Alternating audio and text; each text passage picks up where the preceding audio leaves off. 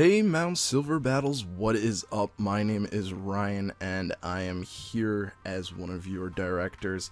I'll be mostly bringing doubles battles because that's definitely where my strength lies. So today's battle is a battle against John from Arrested Gaming.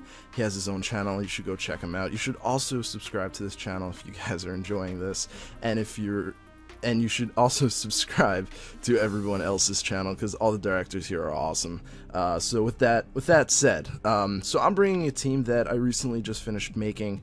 It's very reminiscent of old VGC like 2013, you know, with the Cresselia and Heatran. Now that might be a bit of a stretch for some people because I know doubles isn't the most popular thing, especially on YouTube. So just go with it. But yeah, so it's basically a Trick Room team surrounded by Blastoise. It's made specifically for Blastoise to sweep. So, you know, looking at John's team, I can already tell you that Blastoise is probably going to hit most of his Pokemon super effectively. You've got the Bisharp, Noivern, Porygon-z, and Garchomp. And then the other two I figured would probably be handled best with Cresselia. So I'm going to hit play and we're going to get going. This is post-commentation because I really wanted to get a good battle for you guys, and sometimes when I record and I battle at the same time, I don't do as well as I could. But yeah, so he starts off with Hitmontop and Garchomp, and I start off with Blastoise and Cresselia. Now, I'm figuring, okay, you know, Hitmontop gets Fake Out. It's probably going to Fake Out the Cresselia, so my best bet here is to actually not protect with my Blastoise. I'm going to Mega Evolve. I'm going to go for that Ice Beam towards the Garchomp, you know, predicting maybe the Trick Room won't go off this turn, but all in all, I'm not really too worried about Garchomp. It can't one-shot either of the Pokemon I have on the field. So whatever. I also choose Trick Room on my Cresselia because I definitely want to get that going. So he protects, and you know, the Ice Beam misses, of course, because of the protect.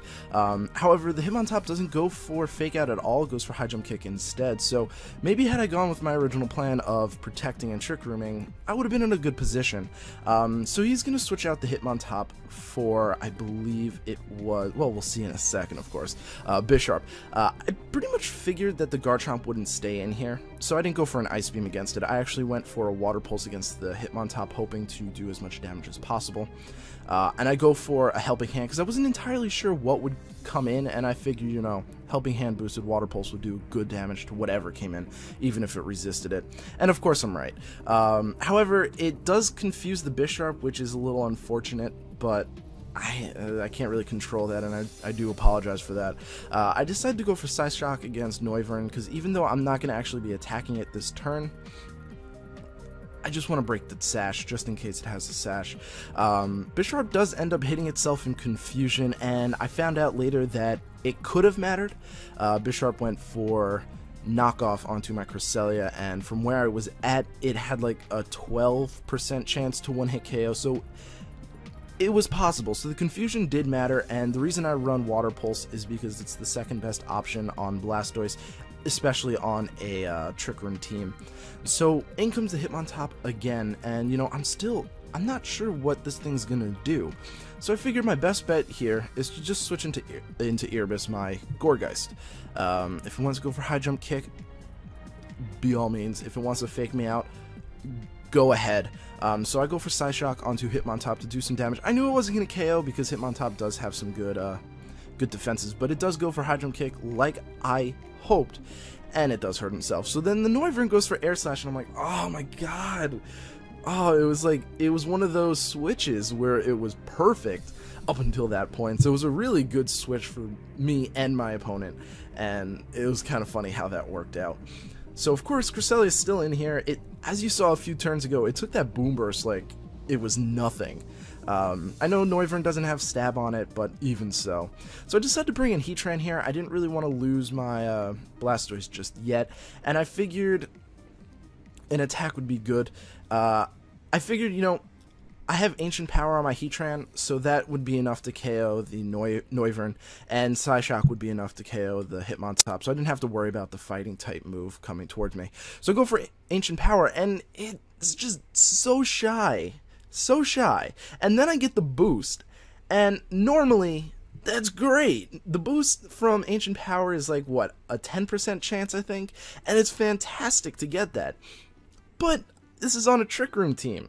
So I have Trick Room up. Now I'm faster than I need to be, and I'm pretty sure this Garchomp can outspeed me. So I'm gonna bet.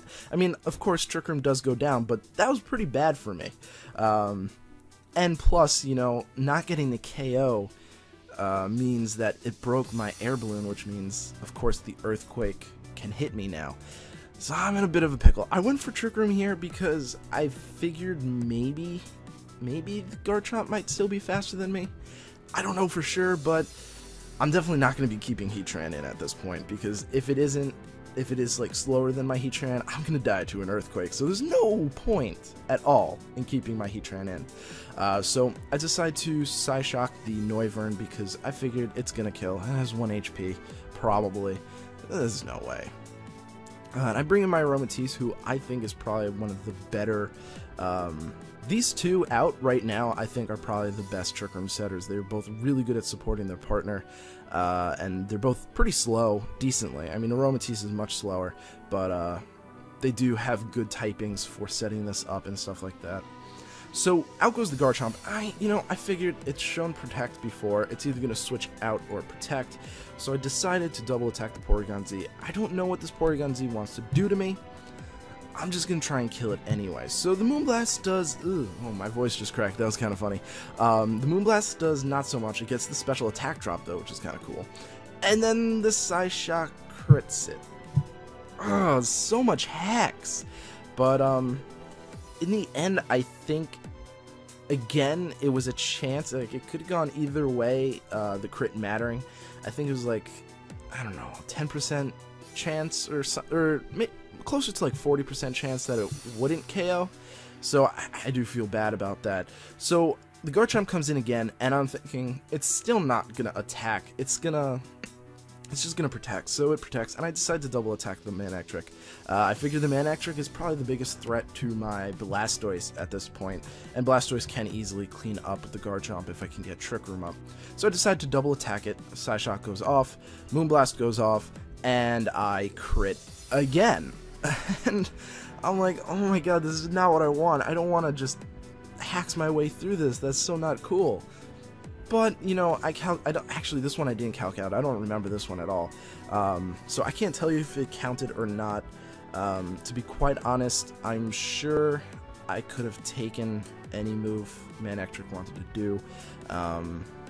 Because both my Pokemon are incredibly defensive.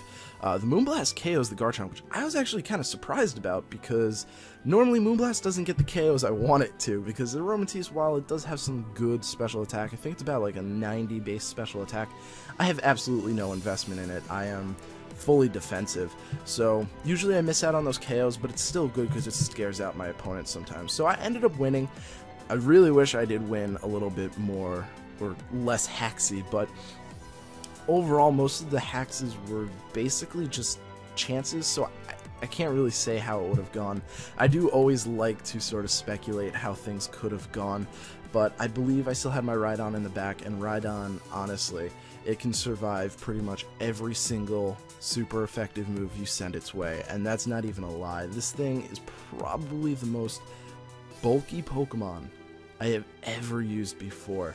It just, oh man, I took, what was it? There was one time I took a close combat from Arcanine, which of course isn't stab, but I had little over half, and it's guaranteed around 60%, which is crazy. And at -1, my Rhydon switched that around and went straight for a Drill Run, which was a one-hit KO on, or it was like 70%.